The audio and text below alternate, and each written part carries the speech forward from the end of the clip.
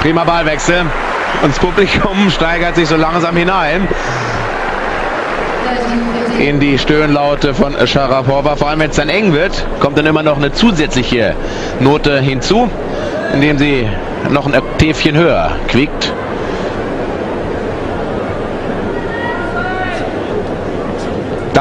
Von diesen Ballwechseln bräuchte Lee mehr.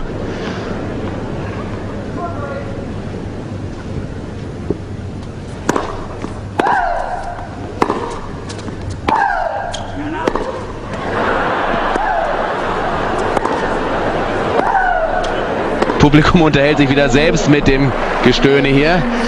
Ist natürlich unfair.